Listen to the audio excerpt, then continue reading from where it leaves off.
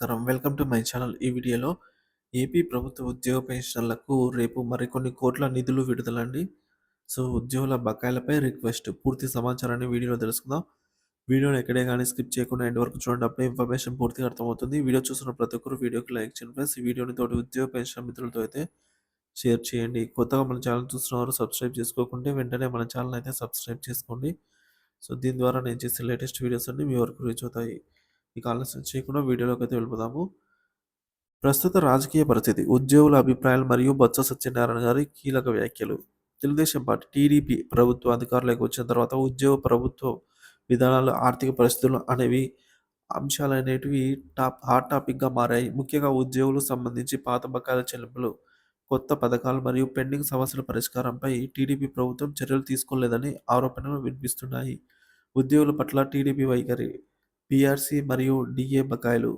TDP ప్రభుత్వం అధికారంలోకి వచ్చినప్పటి నుంచి పీఆర్సీ, డీఏ బకాయిల చెల్లింపులపై చర్యలు కనిపించడం లేదని ఉద్యోగులు అభ్యంతరం వ్యక్తం చేస్తున్నారు. పాత డీఏ బకాయిలు కూడా ఇంకా విడుదల కాలేదని ఉద్యోగ సంఘాలు పేర్కొంటున్నాయి.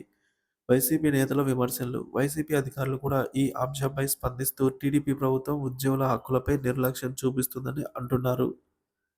పథకాలు కొత్తగా ప్రకటించడమే కాకుండా పెండింగ్ బకాయిలు కూడా విడుదల చేయలేదని విమర్శలు చేశారు. బొత్స సత్యనారాయణ వ్యాఖ్యలు. వైసీపీ నేత బొత్స సత్యనారాయణ గారు ఇటీవల మీడియాతో మాట్లాడిన సందర్భంలో టీడీపీ ప్రభుత్వంపై పలు విమర్శలు అయితే చేశారు. అందులో ఒకటి 67,000 కోట్ల అప్పు. టీడీపీ ప్రభుత్వం గత 6 నెలల్లో 67,000 కోట్ల రూపాయలు అప్పు చేసి ఆ డబ్బు ఎక్కడ ఖర్చు చేశారో తెలియలేదని పేర్కొన్నారు. రేపు మరొక 4,000 కోట్ల రూపాయల అప్పు చేయబోతున్నట్లు వార్తలొస్తున్నాయని చెప్పారు.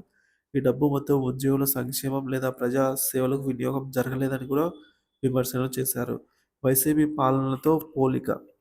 వైసీపీ ప్రభుత్వం ఉంటే 6 నెలల్లో 18,000 కోట్ల రూపాయలు పేదల ఖాతాలో వేయడం జరిగేదని అన్నారు. పెన్షన్లు మాత్రమే పంపించడం కాకుండా ఇతర హామీలు కూడా నెరవేర్చేవాళ్ళమని చెప్పుకొచ్చారు. టీడీపీ ప్రస్తుత వైఖరిపై విమర్శలు. ఉద్యోగులకు ఇచ్చిన ప్రతి హామీని నిలబెట్టుకోవాలని, కానీ ఆ హామీలలో కేవలం కొన్ని మాత్రమే అమలు చేశారని పేర్కొన్నారు. ప్రభుత్వ చర్యలు నిర్లక్ష్యంగా మారాయని, ఇది ప్రజల నమ్మకానికి దెబ్బతీస్తుందని అన్నారు. మీడియా మరియు సామాజిక మాధ్యమాల్లో ప్రతిస్పందనలు. బొత్స సత్యనారాయణ చేసిన వ్యాఖ్యలు ఇంటర్నెట్‌లో వైరల్ అయ్యాయి. సో, ఇప్పుడు ఉద్యోగులు, ప్రభుత్వానికి సానుకూలంగా ఉన్నవారు, వ్యతిరేకంగా ఉన్నవారు వీరంతా కూడా ఈ వైరల్ అయినటువంటి ఈ హాట్ టాపిక్ మీద కామెంట్‌ల రూపంలో తమ అభిప్రాయాలనైతే వ్యక్తం చేస్తున్నారు. ముఖ్యంగా ఉద్యోగులు, ఉపాధ్యాయులు తమ సమస్యలను సామాజిక మాధ్యమాల ద్వారా అయితే వెల్లబుచ్చుతున్నారు.